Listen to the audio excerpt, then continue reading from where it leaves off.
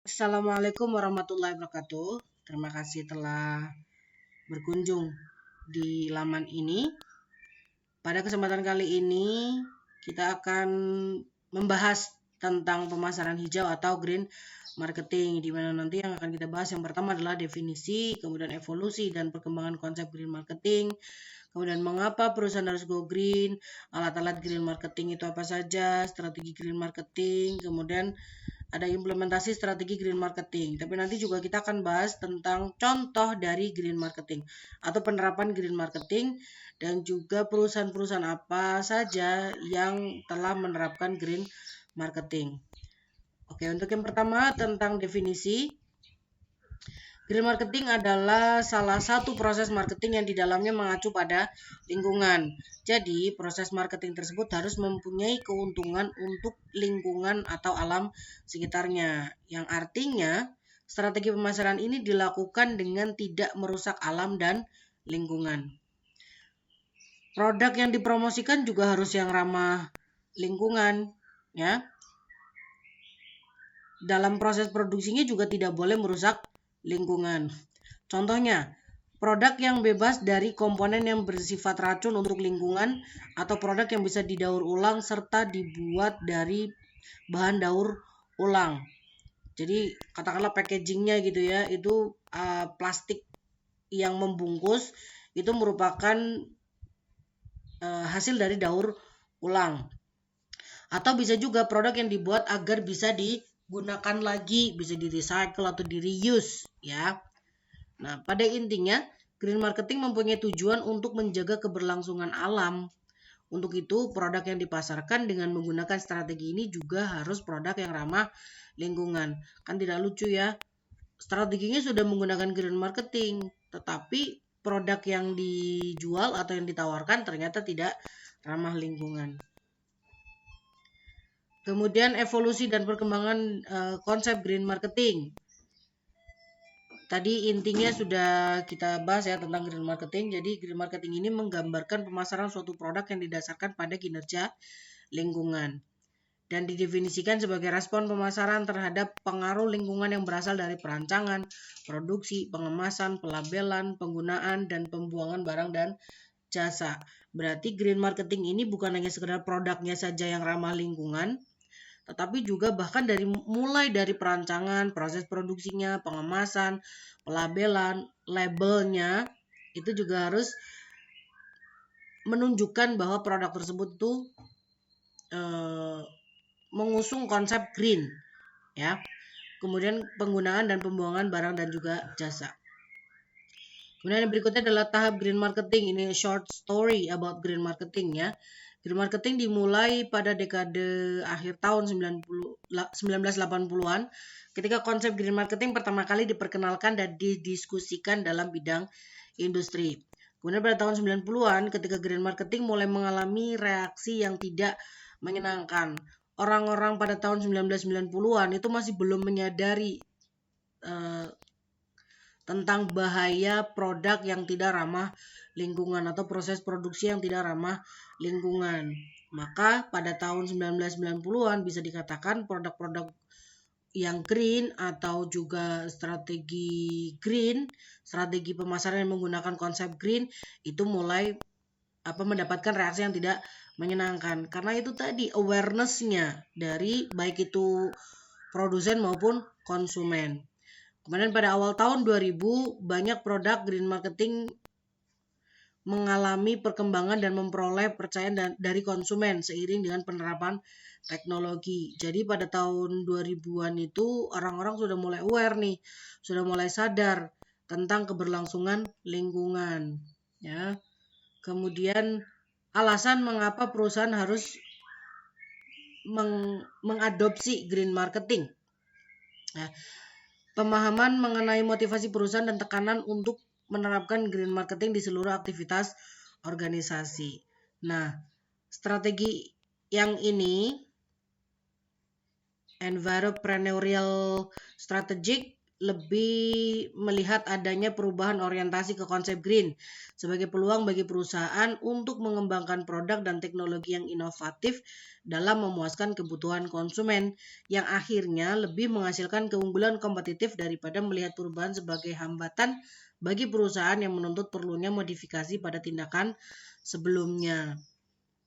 Jadi ketika perusahaan itu sudah melakukan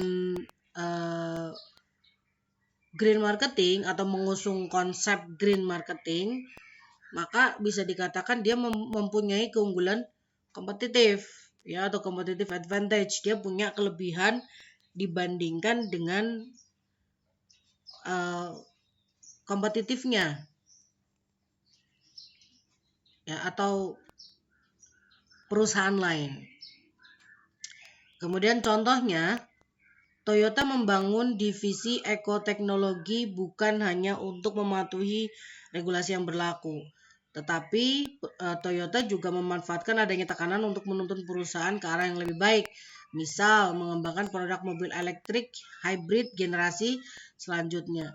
Dengan menerapkan ini, Toyota berhasil menjadi pemimpin pasar dan Toyota diprediksi akan mengalami pertumbuhan penjualan signifikan pada tahun-tahun mendatang. Nah, sekarang ini kan bisa dikatakan minyak bumi selalu diambil secara terus-terusan ya, bahkan tidak ada mandeknya. Nah, ditakutkan suatu hari sumber daya tersebut habis. Kalau sudah habis, kita mau menggunakan apa? Ya kan? Nah, Toyota memulai itu dengan menggunakan konsep green marketing, yaitu dia menciptakan produk mobil elektrik hybrid generasi selanjutnya. Jadi menggunakan listrik ya. Nah, kemudian tadi kan ada disebutkan tentang tekanan ya. Tekanannya itu ada dua. Yang pertama eksternal dan juga internal. Kalau tekanan eksternal, yang pertama itu pemuasan permintaan konsumen. Kan konsumen itu bisa dikatakan sekarang itu sudah lebih banyak yang aware terhadap lingkungannya ya. Jadi mereka itu mencari produk-produk yang sekiranya ramah lingkungan, entah itu the product itself, kemudian juga proses produksinya, kemudian ketika produk tersebut sudah diambil manfaatnya, maksudnya diambil manfaatnya itu produk tersebut sudah digunakan gitu ya, maka residu yang ditinggalkan itu tidak mencemari lingkungan. Kalau semisal pun tidak dibuang, maka residunya itu masih bisa digunakan. Contoh kayak minyak goreng gitu ya. Minyak goreng itu kan pouchnya itu masih bisa kita gunakan atau kita reuse untuk kita jadikan barang lain yang lebih memberikan manfaat. Contoh kita jadikan pot dan lain sebagainya. Kemudian reaksi terhadap tindakan go green. Kalau dari konsumen sendiri tadi sudah jelas ya, seperti yang dijelaskan di poin yang pertama tentang awareness dari konsumen. Ya. Kemudian yang berikutnya permintaan dari saluran atau pemasok untuk memodifikasi input. Input itu maksudnya kalau dalam proses produksi kan ada yang namanya input, produksi, output. Input itu artinya bahan-bahan yang digunakan. Ya. Kemudian yang berikutnya adalah tekanan internal yang mendorong perusahaan menjadi go green. Yang pertama dari segi biaya. Biaya yang dikeluarkan itu relatif sedikit. Dalam menjalankan strategi pemasaran ini, perusahaan harus bisa memastikan seluruh proses produksinya dilakukan secara ramah lingkungan. Begitu juga dalam hal menggunakan energi. Pemanfaatan energi yang ramah lingkungan umumnya lebih hemat dalam jangka waktu yang panjang. Untuk itu, perusahaan dapat sedikit memangkas pengeluarannya dalam hal energi. Kemudian filosofi ini lebih ke mengubah pola pikir soal lingkungan. Pihak konsumen itu bukan satu-satunya pihak yang harus mempedulikan seluruh efek bagi lingkungan. Metode green marketing harus mendorong setiap pebisnis atau perusahaan untuk bisa memanfaatkan sumber daya alam secara seharusnya. tidak berlebihan gitu ya, atau tidak dieksploitasi besar-besaran. Contohnya seperti konsumsi listrik dan juga air. Secara tidak langsung, metode ini mampu mengubah pemikiran kita terkait lingkungan. Contoh sederhananya, mencari bahan pokok yang terbarukan, menemukan cara untuk mengirimkan produk dengan suatu cara yang lebih hemat bahan bakar, serta menggunakan sumber energi alternatif lainnya. Kemudian yang berikutnya ada alat-alat green marketing. Ada 3, eco label, eco brand, dan iklan. Iklan yang bertemakan lingkungan. 3 alat ini diidentifikasi sebagai alat green marketing yang dapat meningkatkan pengetahuan konsumen mengenai produk ramah lingkungan menurut Rahbar dan Wahid tahun 2011. Ini penelitian ya. Eco label itu yang seperti ini. Jadi kalau kalian coba cari produk di sekitar kalian, kemudian kalian lihat bungkusnya, di sana itu ada label seperti yang tertera atau tidak. Ada eco logo, ada green seal, atau minimal yang ini, yang gambar segitiga tapi tanda panah. Ini biasanya tuh artinya adalah dia dapat di recycle nih. Eco label sendiri merupakan alat yang digunakan konsumen untuk memfasilitasi pengambilan keputusan dalam memilih produk ramah lingkungan dan memungkinkan konsumen untuk mengetahui cara suatu produk dibuat. Jadi kalau kalian memang aware terhadap lingkungan kalian, ketika kalian membeli produk, cari label-label berikut. Ya, minimal tuh yang inilah nih, yang ini nih. Kalau ini kan dari Korea, ya. Kalau ini mungkin dari negara-negara lain, ini Jepang nih. Yang ini nih, ini yang paling lazim dipakai. Oke, next. Eco brand itu ya namanya brand ya, merek, nama, simbol atau desain produk yang tidak berbahaya bagi lingkungan. Nah, salah satu eco brand yang ada di dunia ini adalah Body Shop. Kemudian alat yang ketiga, yang terakhir adalah iklan bertemakan lingkungan. Ya, iklan lah kayak begitu, tapi temanya tentang lingkungan. Nah, kemudian strategi green marketing itu ada 3. Yang pertama adalah lean green strategy. Strategi ini cocok diterapkan oleh perusahaan yang memiliki ukuran segmen green market yang rendah dan kemampuan diferensiasi konsep green marketing yang rendah juga. Fokus perusahaannya pada penghematan biaya dan peningkatan efisiensi melalui aktivitas pro lingkungan untuk menciptakan keunggulan kompetitif dalam hal biaya rendah. Contoh perusahaannya adalah Coca-Cola. Kemudian yang ketiga adalah defensive green strategy. Cocok diterapkan oleh perusahaan yang memiliki ukuran segmen market yang tinggi dan kemampuan diferensiasi konsep green yang rendah. Kalau tadi kan yang lean itu rendah semua ya. Tapi kalau defensif segmennya tinggi, kemampuan diferensiasinya rendah. Perusahaan cenderung menggunakan strategi ini sebagai ukuran pencegahan, yaitu terhadap suatu krisis atau respon terhadap tindakan pesaing. Kemudian perusahaan berusaha memperbaiki citra merek dan mengurangi bahaya. Mengakui bahwa segmen green market itu penting, apalagi sekarang ya. Sekarang konsumen itu sudah banyak sekali yang aware terhadap lingkungannya. Kemudian perusahaan akan melakukan tindakan seperti mensponsori beberapa acara dan program bertema ramah lingkungan. Contoh perusahaannya adalah GAP, ini fashionnya, menjelaskan bahwa sudah menghentikan kerjasama dengan Mendocino Redwood yang berencana akan menebang hutan seluas 350 hektar. Jadi GAP ini akhirnya memutuskan kontrak kerjasamanya mungkin ya dengan Mendocino Redwood. Karena apa? Mendocino Redwood ini justru merusak alam. Karena apa? Dia akan menebang hutan seluas 350 hektar. Itu gedenya seberapa ya? 1 hektar, 2 hektar saja udah gede banget kan? Apalagi 350 hektar. Itu ada berapa banyak pohon yang harus ditebang. Dan juga ada berapa banyak juga ekosistem yang rusak. Terus juga ada berapa banyak hewan yang kehilangan habitatnya, ya. Kemudian yang ketiga yaitu shaded green strategy. Strategi ini cocok diterapkan oleh perusahaan yang memiliki ukuran segmen green market yang rendah dan kemampuan diferensiasi konsep green yang tinggi. Berarti kebalikannya dari yang tadi, ya. Berinvestasi pada program ramah lingkungan yang bersifat jangka panjang dan tersistem yang mensyaratkan komitmen besar pada aspek finansial dan non-finansial.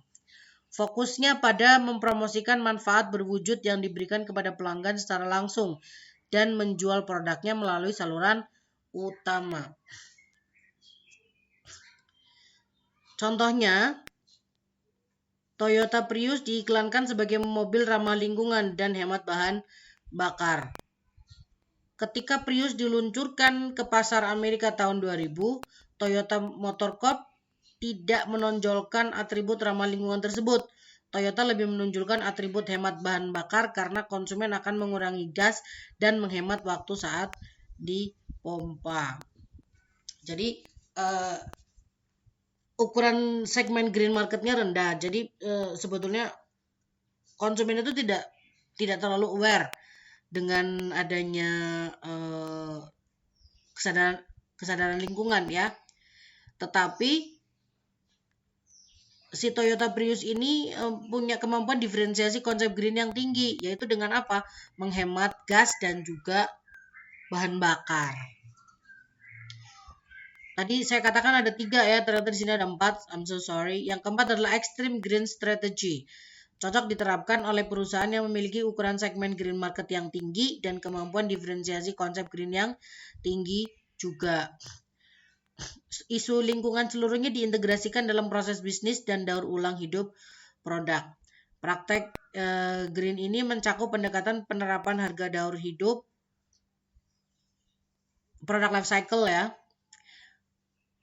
manajemen kualitas total hijau atau green total quality management, dan pemanufakturan yang ramah lingkungan. Contoh perusahaannya adalah The Body Shop dan Honesty. Honesty merupakan salah satu perusahaan yang memproduksi teh organik di industri alami. Corporate Social Responsibility atau CSR ditanamkan pada identitas dan tujuan perusahaan, dari pembuatan hingga pemasaran. Nilai merek Honesty terdapat pada keaslian, integritas, dan kemurnian. Nilai-nilai tersebut misalnya digambarkan melalui penggunaan bahan untuk kantong teh yang mudah terurai, penggunaan bahan-bahan organik sebagai bahan baku, dan kemitraan perusahaan dengan komunitas. Kalau yang The Body Shop itu akan kita bahas lebih detail, ya. Nah, kemudian implementasi strategi green marketing. Ada peluang dan juga ancaman nih, ya. Yang pertama adalah peluangnya.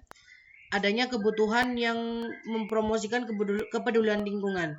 Jika pengendalian terhadap lingkungan kurang, akan menimbulkan potensi bencana alam. Yang kedua, adanya tekanan internal yang muncul dari desakan masyarakat untuk mengatasi masalah lingkungan. Hal tersebut mendorong permintaan konsumen akan produk yang ramah lingkungan. Yang ketiga, adanya tekanan eksternal, yaitu dari WTO, World Trade Organization, yang mulai menerapkan regulasi mengenai proteksi dan konservasi lingkungan dalam kesepakatan perdagangan internasional. Hal tersebut mendorong perusahaan untuk menciptakan produk dan metode produksi yang ramah lingkungan. Yang keempat, produk ramah lingkungan memiliki peluang pasar lebih besar dalam konteks pasar global. Hal ini terjadi karena tidak banyak perusahaan yang secara serius menekankan aspek lingkungan, sehingga perusahaan yang lebih dahulu menerapkan strategi ramah lingkungan dapat mencapai keunggulan kompetitif terkait dengan pengenalan dan citra merek di pasar domestik dan pasar asing. Yang kelima, perusahaan dapat melakukan ekspansi pasar dengan menciptakan kategori produk baru, yaitu green product. Produk yang dibuat dari bahan baku alami dan dikemas dengan plastik atau kertas daur ulang memiliki manfaat yang dirasakan nyata bagi pelanggan. Hal ini mendorong penciptaan kategori produk baru bagi perusahaan. Kemudian kalau tadi ada peluang, sekarang ada ancaman atau hambatan, ya. Yang pertama, perusahaan tidak memberikan prioritas utama bagi green marketing terkait dengan banyaknya masalah lingkungan hidup. Perusahaan terkadang mengalami kebingungan dalam memilih isu lingkungan hidup yang harus diatasi. Yang kedua, manfaat green marketing mungkin tidak dirasakan jelas oleh pelanggan. Hal ini terjadi karena perusahaan lebih menekankan pembelian teknologi dan peralatan ramah lingkungan daripada penawaran nilai bagi pelanggan green product. Jadi kadang fokus dari perusahaan itu bukan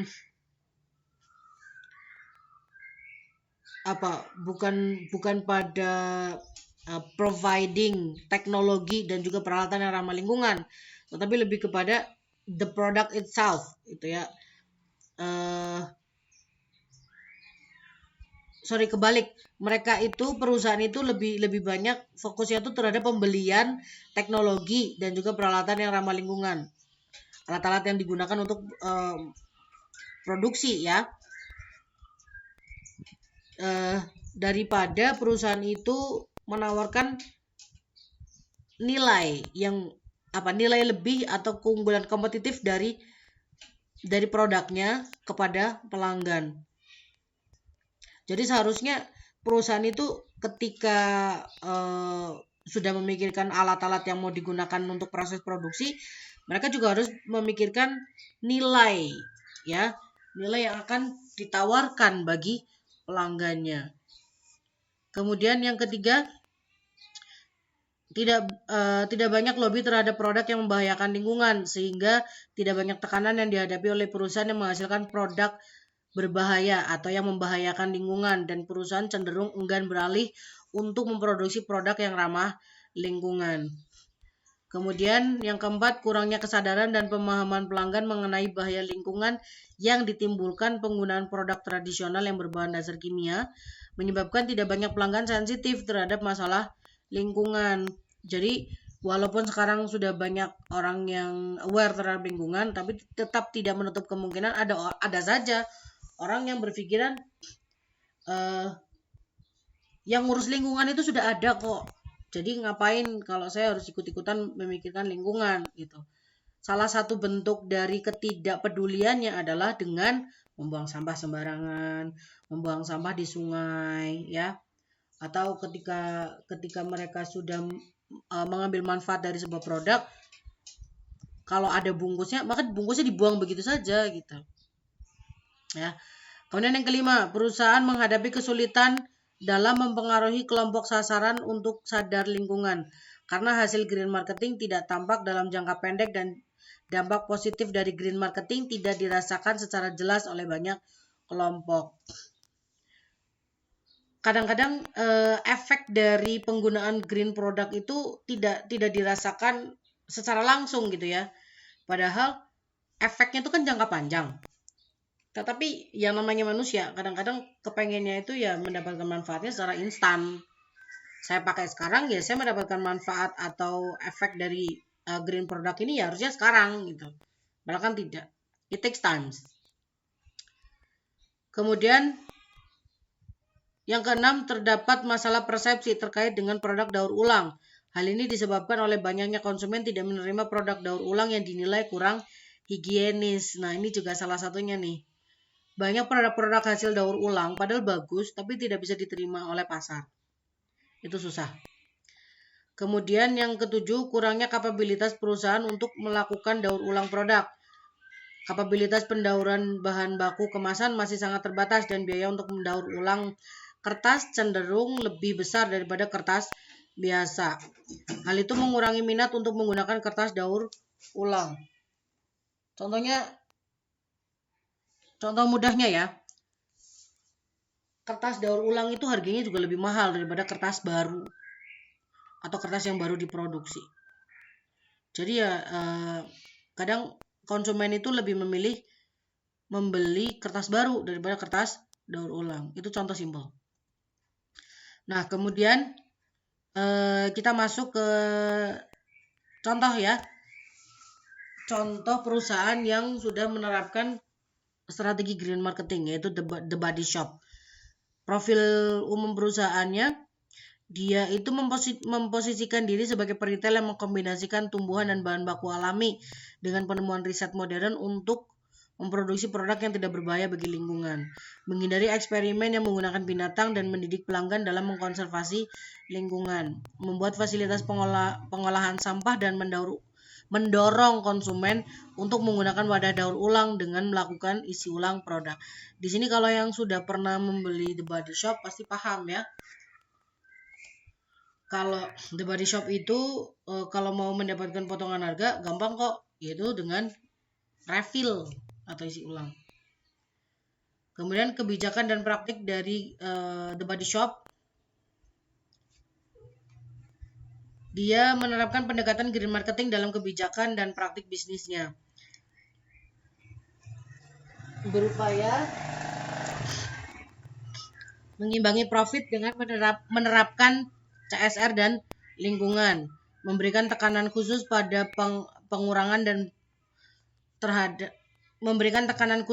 pengurangan penggunaan listrik dan air di seluruh kantor serta gerai retailnya. Yang keempat, mendorong penggunaan kertas secara maksimal dengan menggunakan sisi depan dan sisi belakang kertas serta menggunakan kertas bekas untuk pembuatan hiasan hadiah.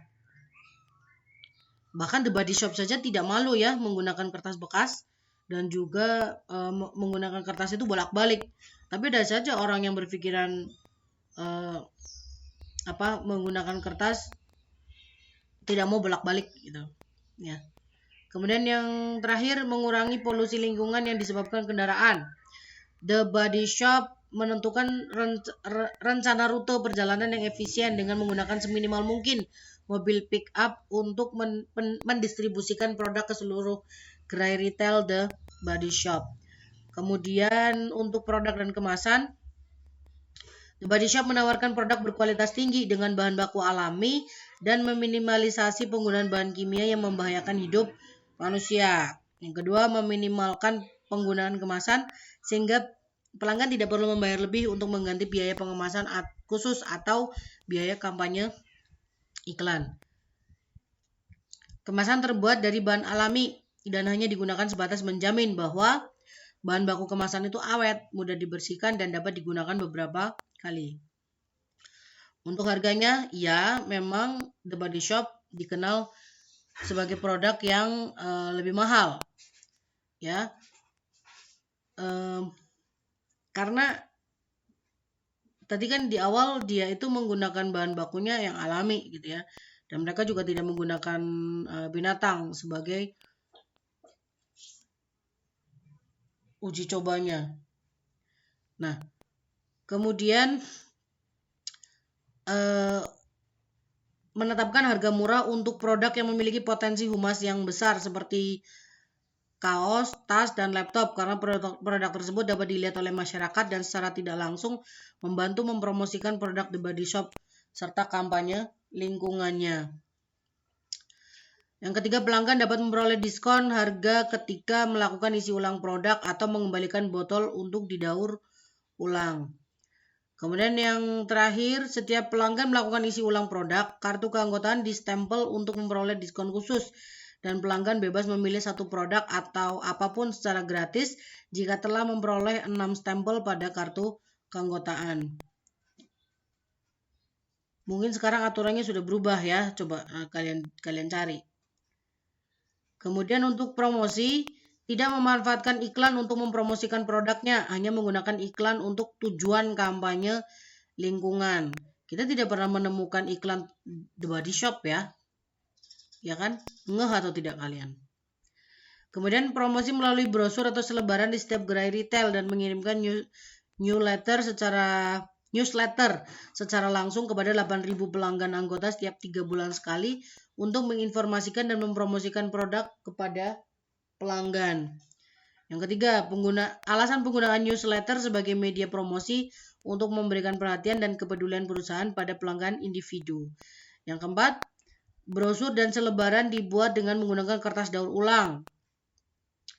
Yang kelima, menggunakan poster yang besar dan dipasang di depan setiap gerai retail untuk mendorong pelanggan agar memanfaatkan jasa isi ulang produk. Kemudian yang keenam, memanfaatkan media elektronik seperti internet untuk berkomunikasi dengan pelanggan dan mengurangi penggunaan kertas dalam pembuatan brosur dan juga selebaran. Kemudian distribusi atau gerainya, mereka menggunakan penjualan langsung untuk melayani pelanggan korporasi atau bisnis. Menggunakan gerai retail yang menawarkan suasana toko yang ramah lingkungan dan rileks untuk melayani konsumen individu. Kemudian yang terakhir, untuk meningkatkan pelayanan di gerai retail, perusahaan mengadakan program pelatihan secara rutin pada karyawan retail. Karyawan dilatih untuk selalu ramah dan melayani pelanggan dengan sepenuh hati. Kemudian strategi yang terakhir dari The Body Shop yaitu hubungan masyarakat atau humas. Terus mempromosikan konsep daur ulang dan isi ulang produk kepada masyarakat. Kemudian yang kedua, memajang poster dan mendistribusikan brosur serta selebaran mengenai kampanye yang dilakukan oleh The Body Shop International di setiap gerai retailnya. Kemudian yang ketiga, saat ini berfokus pada isu remaja yang mulai memasuki dunia kerja. Jadi targetnya itu adalah si remaja ya. Perusahaan menawarkan pelayanan konsultasi gratis kepada masyarakat umum mengenai penulisan riwayat hidup, surat lamaran kerja, cara berpakaian, dan juga berdandan, supaya tidak saltum. Kemudian, bagaimana dengan penerapan konsep green marketing di Indonesia, di perusahaan-perusahaan Indonesia, ya? Untuk di negara kita sendiri, saat ini sudah banyak perusahaan yang menerapkan metode green marketing. Bahkan Kementerian Perindustrian pernah memberikan penghargaan industri hijau atau green manufaktur ya untuk 69 perusahaan di Indonesia. Berdasarkan penilaian pemerintah, industri hijau adalah industri yang menggunakan berbagai bahan kimia ramah lingkungan dan mampu menerapkan 4R. Tadi ada beberapa yang sudah kita singgung di awal ya. Dari reduce, recycle, reuse, dan recovery. Pada setiap proses pembuatan produknya. Selain itu, perusahaan tersebut juga umumnya menggunakan energi listrik dan air yang jauh lebih rendah. Dan yang lebih penting lainnya adalah ke-69 tersebut mampu meminimalisir limbah dan menggunakan teknologi yang minim zat karbon.